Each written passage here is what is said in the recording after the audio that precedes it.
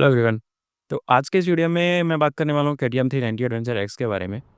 अभी रिसेंटली मैं एक बाइक खरीदने का प्लान कर रहा था और मेरी नज़र 390 एडवेंचर पे पड़ी। 390 एडवेंचर थोड़ी महंगी पड़ रही थी, तो आई डिसाइडेड कि भाई 390 एक्स ले लेता हूँ। तो मैं गया टेस्ट राइड लेने के लिए। पहले तो बहुत सारे रिव्यूज़ पढ़े, तो समवॉट पॉजिटिव नेगेटिव दोनों थे। वाइब्रेशन, सीट कंफर्ट, ये सब को लेकर के मैं थोड़ा सा कंफ्यूज था। तो I took a test ride and test ride लेने के बाद मैं और भी कंफ्यूज हो गया। मुझे बहुत ज़्यादा समझ में नहीं आया। एज इन वाइब्रेशन थोड़ा समझ में आ रहा था, बट सीट कंफर्ट या फिर सिटी ट्रैफिक में इसकी हैंडलिंग वगैरह कैसे होने वाली है, वो आइडिया नहीं लग पाया 5 मिनट के टेस्ट ड्राइव में। बिकॉज वो जो था इलेक्ट्रॉनिक सिटी हमारे यहाँ पे बैंगलोर में जगह है जहाँ पे मोस्टली वो एक हाईवे वाले रोड पे ही उन्होंने चलाने दिया। तो बहुत ज़्यादा आइडिया मुझे नहीं लगा। बट मुझे बाइक तो पसंद, देख लुक वाइज तो मुझे बहुत ही पसंद थी ये बाइक। तो आई डिसाइडेड कि नहीं, चलो एक बार एक दिन के लिए इसको रेंट करते हैं and then that will give us the complete idea. तो मैंने इसको रेंट किया। 192 समथिंग किलोमीटर आता है, बट मैंने 250 किलोमीटर चलाए। एक्स्ट्रा मैंने पेमेंट भी किया उसको उसके लिए। और मैंने उसको बैंगलोर के पीक ट्रैफिक में लेके गया उसको मैं। हाईवे पे लेके गया और बहुत ज़्यादा पॉट होल्स में लेके गया। पिलियन के साथ राइड के साथ भी राइड किया एंड बिना पिलियन के साथ भी चलाया मैंने उसको। पहाड़ों पे भी लेके गया। तो ओवरऑल आप और टोटल 250 किलोमीटर जब चला ना, तो ओवरऑल मुझे आइडिया लग गया कि ये बाइक मेरे लिए कैसी होने वाली है इन ऑल एस्पेक्ट एक्चुअली। ठीक है। और और सबसे बड़ी बात कि ये एक लोग बोलते हैं ना कि भाई पहले जब बाइक लेते हो तो सर्विस के बाद ना बहुत सारी चीज़ें चेंज होती है। तो ये बाइक ऑलरेडी 7,500 किलोमीटर चली हुई थी। 7,500, हाँ आई गेस 7,500 किलोमीटर। तो like this was the like the final state में आपकी बाइक कैसे रहने वाली है 1 या 2 महीने बाद। तो वो मुझे पूरा इसमें आइडिया मिला एंड वही चीज़ मैं आपके साथ शेयर करने वाला हूँ। तो चलिए शुरू करते हैं फिर। तो इस वीडियो में हम बात करने वाले हैं सबसे पहले कि इसका डिज़ाइन एंड बिल्ड क्वालिटी कैसी है, इसका इंजन परफॉर्मेंस कैसा है, इसकी ब्रेकिंग्स कैसी है, इसका सस्पेंशन कैसा है एंड सबसे बड़ी बात वाइब्रेशन, राइट? कि वाइब्रेशन कैसा है इसका, हैंडलिंग कैसी है, riding posture and seat comfort कैसा है, और सिटी ट्रैफिक में कैसा परफॉर्म करती है, हाईवे पे कैसा परफॉर्म करती है, क्या माइलेज एंड फ्यूल एफिशिएंसी रही इसकी, एंड क्या फीचर्स हैं, क्या मिसिंग हैं, और and then the final verdict कि कैसा रहा, वैल्यू फॉर मनी है कि नहीं। ये सारी चीज़ें हम जो है इस वीडियो में डिस्कस करने वाले हैं। तो बने रहिए मेरे साथ एंड तक and I hopefully you will have very clear idea कि ये बाइक आपको लेनी चाहिए भी या नहीं लेनी चाहिए। ऑब्वियसली आप खुद का टेस्ट राइड लोगे, बट मैं अपना एक्सपीरियंस आपके साथ यहाँ पे शेयर करने वाला हूँ। तो चलिए शुरू करते हैं।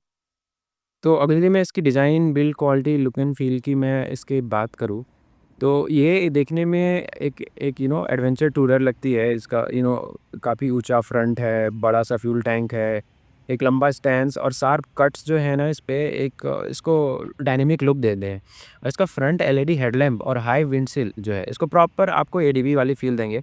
एंड साइड से देखने पे तो ये बाइक काफ़ी मस्कुलर लगती है और इसका ग्राउंड क्लीयरेंस भी काफ़ी ज़्यादा है, जो कि आपको ऑफ रोडिंग और लॉन्ग टूरिंग में भी के लिए जो है काफ़ी ज़रूरी होता है। और इसमें बिल्ड क्वालिटी की बात करूँ, तो यहाँ पे भी केटीएम ने कोई कसर नहीं छोड़ी है। प्लास्टिक पैनल्स की फिटिंग काफ़ी अच्छी है और प्लास्टिक जो है काफ़ी अच्छे वो ऑफ रोडिंग वगैरह वाले यूज़ किए गए हैं इसमें। और फ्यूल टैंक का भी जो मटेरियल और फिनिश लगता है काफ़ी सॉलिड लगता है इसमें। स्विच गियर की क्वालिटी भी काफ़ी अच्छी है। बटन्स क्लिकी और काफ़ी ज़्यादा रिस्पॉन्सिव है। इवन बटन्स में रात में आपको लाइट भी देखने को मिलेगी। रियर व्यू मिरर्स जो है, बहुत ही बड़े-बड़े मिरर्स हैं। आई थिंक सेम डोमिनार में भी यूज़ हुआ है। ट्रैफिक में पीछे देखने के लिए आपको बहुत ज़्यादा झुकना या टेढ़ा होना नहीं पड़ेगा और ये काफ़ी प्रैक्टिकल पॉइंट है। ख़ासकर यदि आपको शहर या हाईवे पर काफ़ी तेज़ स्पीड में हो, तो ये ज़रूरी है। मैं अगर यदि हेडलाइट के थ्रो की बात करूँ, तो हेडलाइट देखने में तो बहुत ही शार्प लगती है और थ्रो भी काफ़ी बेहतर है। लो बीम में आपको सामने का रोड अच्छे से दिखेगा, हाई बीम में काफ़ी दूर तक विजिबिलिटी रहेगी। बट हाँ, अगर यदि आप हाई बीम आपने लगा दिया, तो आप भूल जाओ लो बीम। ऐसा लगता है कि हाफ ये पॉइंट है, इसके नीचे लो बीम का सारा थ्रो है एक एक कट में और हाई बीम जो है इसके सारा ऊपर है। तो बेसिकली अगर यदि आप हाई बीम सिटी ट्रैफिक में तो चला ही नहीं सकते, चलाने का नहीं है, बट कुछ चूतिए लोग स्टिल चलाते हैं, तो आपको सामने का उसमें कुछ दिखेगा नहीं। और हाईवे पे भी अगर यदि आप हाईवे में करके जा रहे हो ना, तो सामने का तो आप बिल्कुल ही भूल ही जाओ कुछ दिखेगा। तो आपको ऑक्सिलरी लाइट जो है उसमें उसके लिए लगानी पड़ेगी। तो चलिए बात करते हैं गाड़ी के इंजन के बारे में। केटीएम एडवेंचर एक्स और एस दोनों वेरिएंट में, इवन 390 आरसी और ड्यूक सब में सेम ही इंजन मिलता है आपको। Single cylinder 390 CC liquid cool engine, जो कि 39 न्यूटन मीटर का टॉर्क और आई थिंक 43 bhp का आपको उसमें पावर देखने को मिलता है। अ, कागज़ पे भले ही ये नंबर कुछ आपको आइडिया ना लगे, बट जब आप इसको चलाते हो ना, तो इसका असली परफॉर्मेंस आपको रियल में फ़ील होता है। मैं अगर यदि बात करूँ सिटी का, तो थोड़ा-सा आपको जो है स्नैची फ़ील होगा सिटी ट्रैफ़िक में। लेकिन अगर आप सही गियर में हैं तो बाइक काफ़ी स्मूथ चलती है। क्रॉल फीचर इसका काफ़ी हेल्पफुल है। स्टॉप एंड गो ट्रैफ़िक में आपको नहीं हेल्प करेगी, बट अगर यदि स्लो मूविंग ट्रैफ़िक है तो क्रॉल फीचर काफ़ी अच्छा है। आप 2-3 नंबर गियर में भी ईज़िली जा सकते हो। हाँ। 2 नंबर में भी जो है गाड़ी मैं दिन एक्सीलेटर के थ्रॉटल की पे चला रहा हूँ। एंड गाड़ी आपकी बिल्कुल भी स्टॉल नहीं होती है। एंड वो मैंने गोरिल्ला चलाया था, तो वो ना बहुत जर्की फ़ील हुआ मुझे। That is my personal opinion obviously. So अभी क्या है, मैंने एक्सीलेटर नहीं दिया हुआ है और 1000 आरपीएम पे गाड़ी जो है आराम-आराम से क्रॉल कर रही है। तो आई थिंक ये जो है आपको ट्रैफिक में काफ़ी हेल्प करने वाला है। इवन मैं 1 नंबर पे आ जाता हूँ, तो मुझे एक्सीलेटर देने की ज़रूरत नहीं है। गियर शिफ्टर भी जो है इसका मेरे लिए काफ़ी स्मूथ था। मैंने लोगों को देखा है कंप्लेन करते हुए, बट काफ़ी इसमें स्मूथ था। हाँ, थोड़ा-सा इशू आता है जब आप गियर शिफ्ट कर लिए हो, फिर भी समटाइम्स थोड़ा वो बगी लगा मुझे, जिसमें कि वो कंसोल में अपडेट नहीं हो रहा था। न्यूट्रल और 1 नंबर गियर के बीच में ये मुझे थोड़ा इशू लगा उसमें। हाईवे परफॉर्मेंस की अगर मैं बात करूँ तो 100 एंड 110, मैं 110 से ज़्यादा जा नहीं पाया बिकॉज़ स्पीड लिमिट थी। वो काफ़ी क्विक था। एंड उसके बाद भी आपको फ़ील होता है कि no, still have lot of power left to overtake. Mid range बहुत ही ज़्यादा स्ट्रॉन्ग है इसका। और 5000 आरपीएम के बाद तो ऐसा लगता है कि इसमें भाई ऐसे जान ही आ जाती है, ऐसा है। और हिल्स और घाट सेक्शन में भी मैंने चलाया है। थोड़ा बहुत आपको गियर जो है कम करना पड़ सकता है, बट पावर की कमी आपको बिल्कुल भी कभी फ़ील नहीं होगी। वाइब्रेशन है इसमें, बट उसके लिए अलग सेक्शन में हम बात करने वाले हैं। एंड अगर यदि हीटिंग की मैं बात करूँ, तो हीटिंग जो है इसमें काफ़ी कंट्रोल में रहती है कंपेयर टू, मैंने क्या बोलूँ आपको, व्हाट इज़ दैट, स्क्रैम्बलर चलाया था, तो मुझे में उसमें हीटिंग कंपेयर टू दिस ज़्यादा फ़ील हो रही थी। पता नहीं, this my personal experience. Fan का थोड़ा-थोड़ा आपको आवाज़ आएगा जब चलाओगे। हाईवे पे तो बिल्कुल भी आपको हीट फ़ील नहीं होगी। सिटी ट्रैफ़िक में क्या होता है, गाड़ी मूव नहीं कर रही होती है, तो आपको गर्म हवा जो है पैरों में लग रही होती है हल्की-हल्की, अगर यदि आप शॉर्ट्स पहन के चला रहे हो तो। तो कुल मिलाकर मुझे ये इसका जो है इंजन है परफॉर्मेंस ओरिएंटेड लगा। और अगर जैसे आपको स्पोर्टी राइडिंग ऐसा कुछ पसंद है, चाहे वो सिटी में हो या लंबा सफ़र हो, तो ये इंजन आपको बहुत ही मज़ा देने वाली है। कुल मिला के टूरिंग और थ्रिल का बैलेंस जो है ना, बहुत अच्छे से ये पकड़ती है। तो इंजन्स में मैं अगर मुझे रेट करना हो, तो मैं करूँगा 8 आउट ऑफ 10, बिकॉज़ जब वो थोड़ा लो रेंज का टॉर्क के बारे में के चक्कर में थोड़ा कम कर दिया मैंने रेटिंग, दैट्स ऑल। बाकी मुझे इंजन में और भी कोई भी इसमें इश्यू नहीं लगा। तो चलिए बात करते हैं इसके ब्रेकिंग, सेफ्टी एंड टायर्स के बारे में। तो ब्रेकिंग जो है इसमें क्या है कि इसमें फ्रंट में आपको 320 mm और रियर में 230 mm का डिस्क ब्रेक मिलता है। एंड डुअल चैनल एबीएस भी है इसमें सेफ्टी फीचर के लिए। तो इसका जो फ्रंट का जो बाइट है ना, वो काफ़ी अच्छा लगा मुझे। रियर वाला मुझे लगा कि थोड़ा-सा ये ना बेटर हो सकता है। ऑल्दो बिना झटका दिए काफ़ी अच्छे से ब्रेकिंग हो रही थी। मेरे लिए सफिशिएंट था, बट अगर ये काफ़ी हाई स्पीड पे चल रहे हो, तो I think it could improve a slight bit, right? मैंने इसको तीनों कंडीशन में, सिटी, हाईवे, पहाड़, हर जगह चलाया था, तो मुझे कॉन्फिडेंट फ़ील हुआ काफ़ी ज़्यादा। और अगर यदि मैं एवीएस और सेफ्टी फीचर्स की बात करूँ, तो इसमें डुअल चैनल एवीएस आता है। और इसमें आपको एक ऑफ रोड मोड भी मिलता है। तो जिसमें क्या होता है कि ऑफ रोड मोड में क्या होता है कि जब आप खराब या मिट्टी वाले रास्ते से ले जा रहे हो, तो ये फीचर आपको काफ़ी काम आएगा। तो ऑफ रोड एवीएस मोड में क्या होता है, वो जो रियर एवीएस होता है ना पीछे वाले का, वो बंद कर देता है।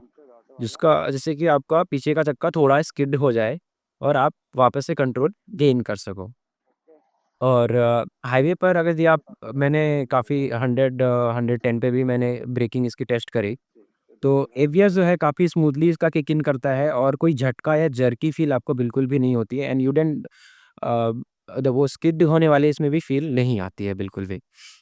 अगर यदि मैं टायर साइज़ और ग्रिप की बात करूँ तो इसमें आई थिंक एमआरएफ के डुअल पर्पज़ टायर मिलते हैं जो कि हाईवे के लिए और हल्की-फुल्की ऑफ-रोडिंग के लिए सूटेबल है।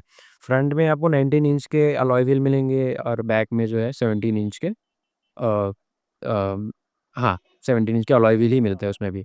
ये और सबसे बड़ी बात जो टर्न की ग्रिप लगी मुझे वो मुझे काफ़ी हाईवे एंड सिटी दोनों में काफ़ी अच्छी लगी। और घाट सेक्शन वगैरह पे भी जब मैं इसको लेके गया और तो कहीं भी मुझे ऐसे बाइक स्लिप हो रही है ऐसा बिल्कुल भी महसूस नहीं हुआ। हाँ, बट आई थिंक ये टायर जो हैं तो अगर यदि आप गीले कचड़े ऐसे अगर रास्तों पर यदि आप चला रहे हो तो बहुत ही ज़्यादा एग्रेसिव नहीं होंगे इज़ व्हाट आई फील। उसके लिए आई थिंक आपको spoke wheel with the upgraded tyre कुछ तो और लगाना पड़ेगा।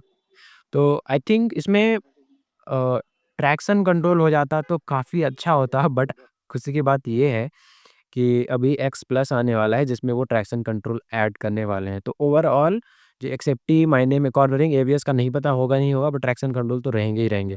तो ओवरऑल आप सेफ्टी फीचर में भी एक फुल पैकेज हो जाएगा एक्स प्लस के साथ। कोई कॉम्प्रोमाइज़ नहीं किया है। तो मैं out of with the traction control I would rate it 9 out of 10। तो अब बात करते हैं इसके सस्पेंशन और इसमें राइड क्वालिटी के बारे में। तो इसमें जो आपको फ्रंट का है वो 43 एमएम का डब्ल्यूपी एपेक्स वो यूएसडी जो कि अपसाइड डाउन फोक वाला सस्पेंशन मिलता है दोनों साइड में एंड जो है डब्ल्यूपी एपेक्स का मोनोशॉक सस्पेंशन जो एक बड़ा सा स्प्रिंग होता है वो आपको पीछे में मिलता है। वो एडजस्टेबल नहीं होता है बट काफ़ी अच्छे से मुझे ऐसा फील हुआ कि इस केटीएम ने इसको ट्यून किया हुआ है। जब मैंने इसको सिटी में चलाया तो छोटे मोटे गड्ढे स्पीड ब्रेकर वगैरह ख़राब पैचेस वगैरह मैं इसको काफ़ी आराम से मैं भाई इसको खा जाता था। अ, मैं जान के इसको पॉट होल्स वगैरह पे लेके गया तो मुझे बिल्कुल भी फ़ील नहीं हुआ। हाँ, कंपेयर टू अगर यदि मैं एक्सपल्स बात करूँ तो नोवेयर नियर। मैं अगर यदि हिमालयन से कंपेयर करूँ इसको तो हाँ, आई would say 70 to 75% of Himalayan आपको कंपेयर टू दैट सस्पेंशन मिलेगा। It can not beat Himalayan as well. और बहुत ही ज़्यादा ये सॉफ्ट भी नहीं है जिससे कि आपकी हैंडलिंग जो है लूज़ हो जाए। सिटी ट्रैफिक में सस्पेंशन जो है काफ़ी नेचुरल और मुझे रिफाइंड फ़ील हुई। और हाईवे की अगर यदि मैं बात करूँ तो 90, 100, 110 के बीच में भी पहुँचने के बाद जो है, बाइक जो है काफ़ी स्टेबल और प्लांटेड रहती है।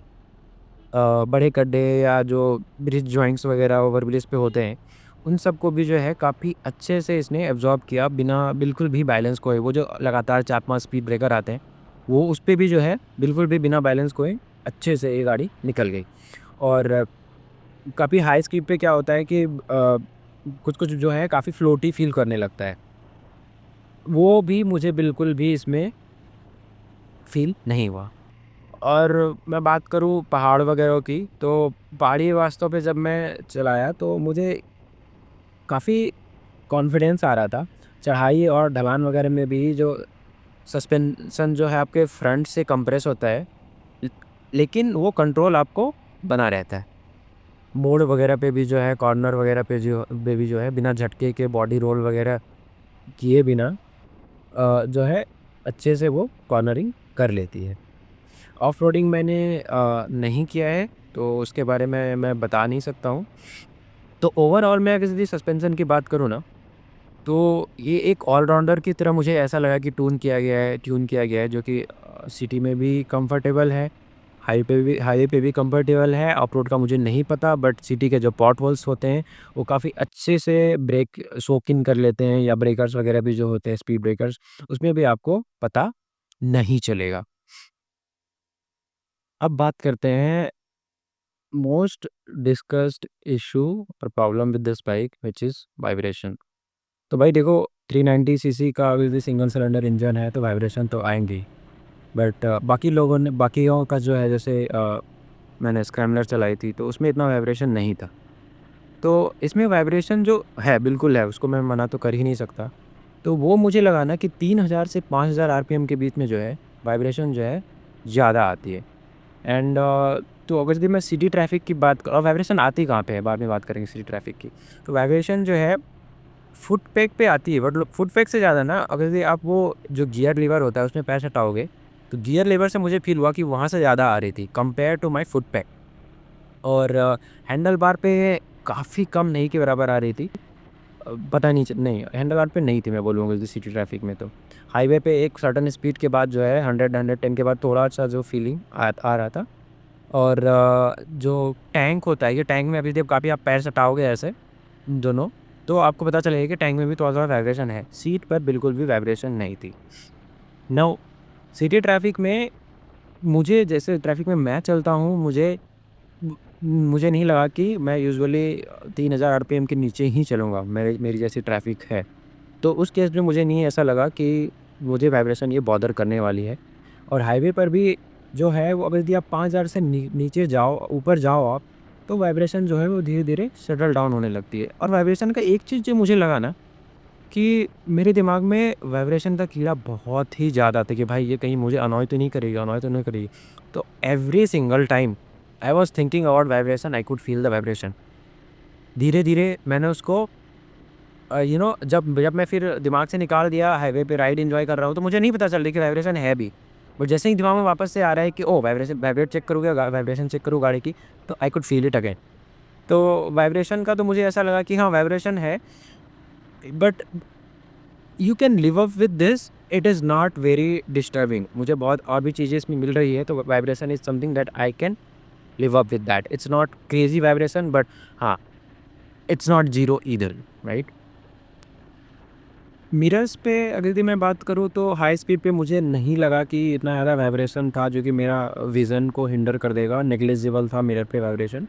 हैंडल बार में थी वाइब्रेशन, अभी तो मैं 110 की बात करूँ तो थोड़ा-सा वाइब्रेशन था, which might want me to stop in a long ride.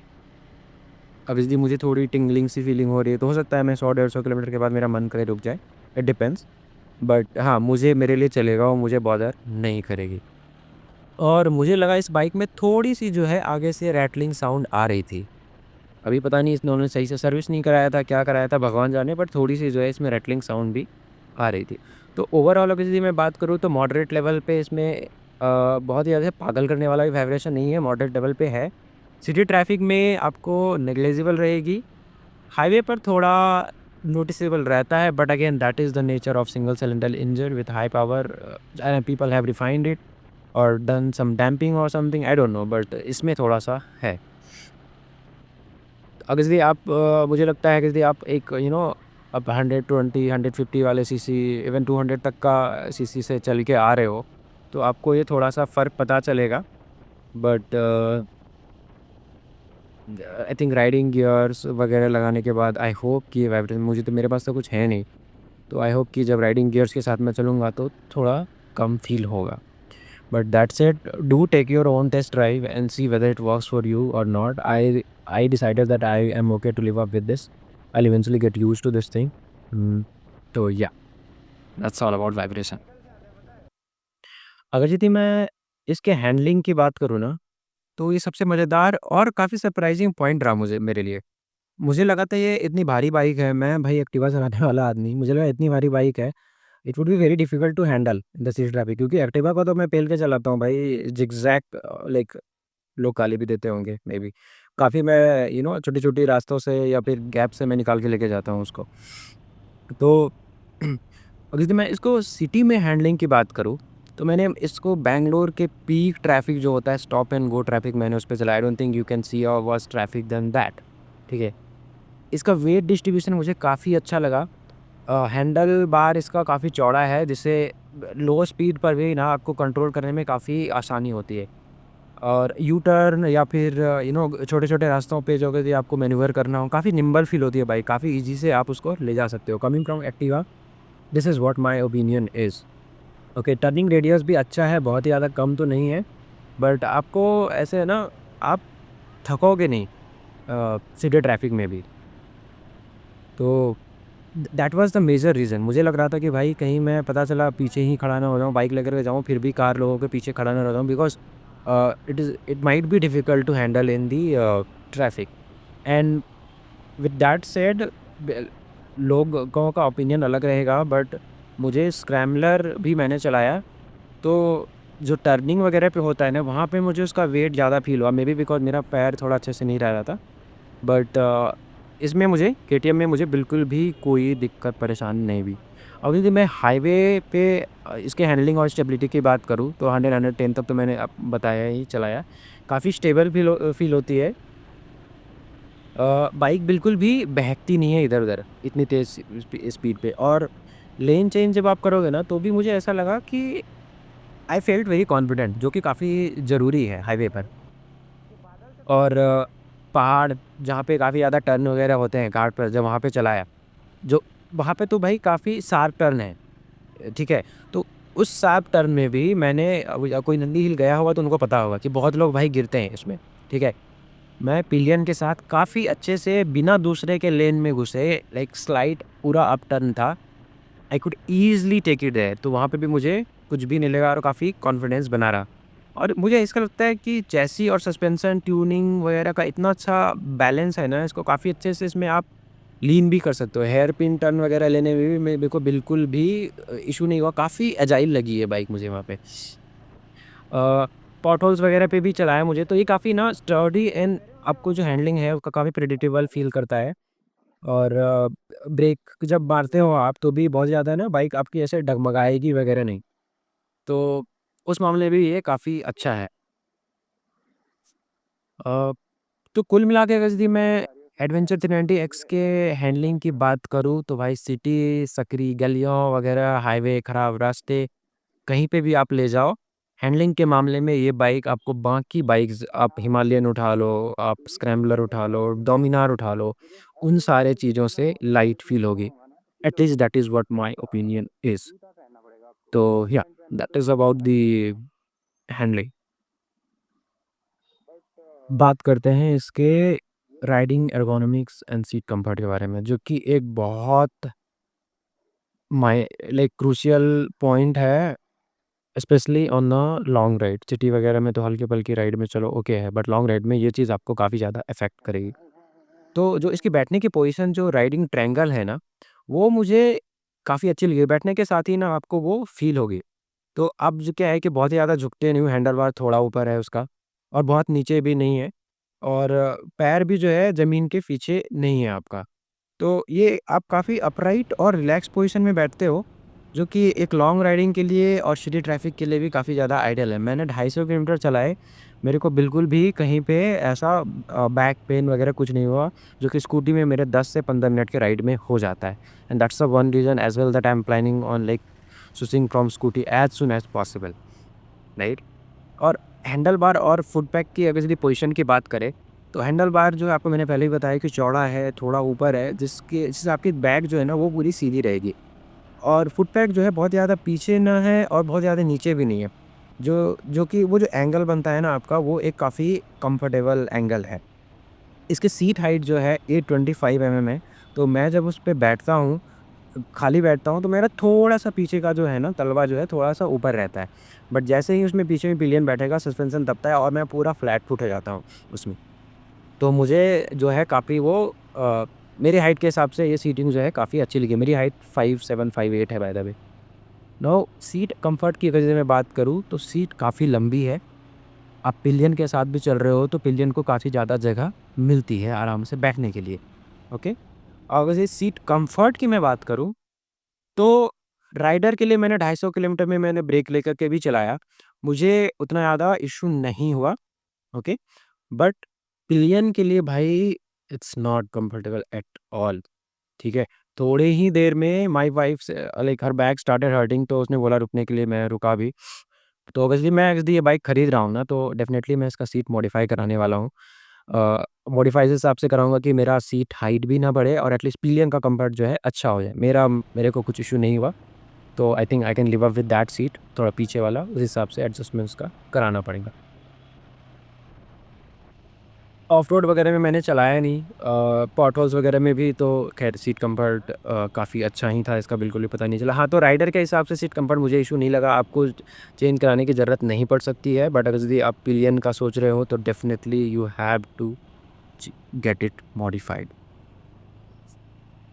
और यदि मैं अभी अब एक सिटी ट्रैफ़िक में ओवरऑल एक्सपीरियंस की मैं अगर यदि मैं बात करूँ, मैंने इसको चलाया है बैंगलोर के बहुत ही ज़्यादा पीक ट्रैफ़िक में। Stop and go traffic, slow moving traffic, छोटे-छोटे गैप्स में से निकालने वाला ट्रैफ़िक। तो overall I think I can say hottest ride से आपको आइडिया उसका नहीं मिलने वाला है। तो आई think I can speak for that, right? तो ऑल्दो इसका आई थिंक 177 केजी वेट है, तो भाई इतना अच्छा इसका सेंटर ऑफ मास बैलेंस किया हुआ है कि काफ़ी ईज़िली आप इसको मैन्यूवर कर सकते हो। और बिल्कुल भी झटके वगैरह इसको आपको महसूस नहीं होंगे। और गियर बॉक्स और क्लच की यदि मैं बात करूँ इसमें, तो क्लच आपका काफ़ी लाइट फ़ील होता है because stop and go traffic में आपको क्लच लेने की बहुत ही ज़्यादा ज़रूरत पड़ सकती है। मूविंग ट्रैफ़िक है तो आपका जो वो क्रॉल फीचर है वो काफ़ी आपको इसमें हेल्पफुल आने वाला है। और लो एंड टॉर्क जो है इसका डिसेंट है, गियर शिफ्टिंग भी स्मूथ है, और वो क्या तो फीचर है जिसमें आप बिना क्लच दबाए गियर शिफ्ट करते हो, तो वो आपको काफ़ी हेल्पफुल होने वाला है सिटी ट्रैफ़िक में। और बिल्कुल भी जर्की फ़ील नहीं होता। मैंने कौन-सा यार ये बजाज का डोमिनार चलाया था, तो मुझे वो थोड़ा जर्की फ़ील हुआ। जब ऐसे छोड़ते हो ना तो तेज़ी से गाड़ी वो हो जाना, या फिर और स्टॉल तो बिल्कुल भी एक बार भी नहीं हुई।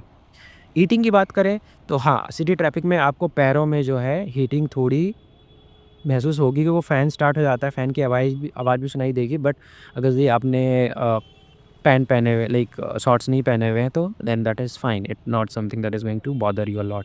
विज़िबिलिटी और मिरर मैंने पहले ही बात कर लिया है, वो काफ़ी अच्छा है, you have a very good vision rear view mirror में, तो दैट इज़ देयर। और इसका थ्रॉटल रिस्पॉन्स जो है ना काफ़ी लीनियर है, तो बाइक जैसे मैंने पहले बताया, राइट, बिल्कुल भी झटके नहीं देती है। हाँ, बाइक थोड़ी चौड़ी है, तो मेरा स्कूटी जैसा ये नहीं होने वाला है कि मैं काफ़ी ईज़ी से लहरियाँ मार के निकाल लूँ। तो that is something that is not going to happen, right? तो अगर मैं कुल मिलाकर के बोलूँ ना, तो सिटी ट्रैफ़िक में ये बाइक बिल्कुल भी आपको टायरिंग नहीं लगने वाली है as per my experience again, right? Handling इसकी हल्की है, क्लच इसका स्मूथ है, और हीटिंग जो है इसकी मैनेजेबल है। तो overall it felt good in a city traffic as well, that's the reason I am buying as well. अगर नहीं होता तो मैं खुद खुद खरीदने वाला नहीं था। अब बात करते हैं ओवरऑल जो है इसका हाईवे का एक्सपीरियंस कैसा है। तो हाईवे पर जो है स्पीड हाई स्पीड स्टेबिलिटी अगर जो है इसकी काफ़ी अच्छी है। 100-110 तक मैं लेके गया, उससे ज़्यादा तो मैं नहीं ले जा सका। तो काफ़ी ज़्यादा आपको कॉन्फिडेंट फ़ील होगा कि एकदम बाइक जो है प्लांटेड रहती है। और सबसे बड़ी बात जो है इसमें आपका जो इसका जो टॉल वो विंडशील्ड है, बिल्कुल भी आपको वो सामने से, जैसे मेरी हाइट 5'8" है, 5'7", 5'8", तो सामने में बिल्कुल भी वो तेज़ हवा के झोंके आपको फ़ील नहीं होंगे, बिल्कुल भी नहीं। मैं 110 पे बिल्कुल भी मुझे पता नहीं चल रहा था, जिससे आपको ना काफ़ी कम एग्जॉस्टेड फ़ील होगी, जल्दी एग्जॉस्ट नहीं हो गया, बाकी बाइक के कंपैरिज़न में जो नेकेड बाइक्स वगैरह होती हैं और जिसमें छोटा-सा विंडशील्ड लगा होता है। और बाइक का वेट ऐसा है, I am not sure what is the reason, but सामने से यदि काफ़ी तेज़ी से आपके ट्रक वगैरह भी जाते हैं, तो बिल्कुल भी एक जो गाड़ी होती है ना डगमगा जाती है इतनी तेज़ी पे, वो बिल्कुल भी नहीं होगा, वो काफ़ी कॉन्फिडेंट लगा। और इंजन स्मूथनेस और वाइब्रेशन की मैं बात करूँ तो भाई 5000 से 6000 तक में काफ़ी स्मूथ रहता है। 6 से 7 के बीच में आपको थोड़ा वाइब्रेशन फ़ील होगा, बट 120 पे जाओगे तो वाइब्रेशन फ़ील होगा, बट 90 वगैरह पे आपको वाइब्रेशन उतनी फ़ील नहीं होगी जो कि आपको बहुत ही ज़्यादा बॉदर करने वाली है। But again then that is its engine character and I am okay to live with that, right?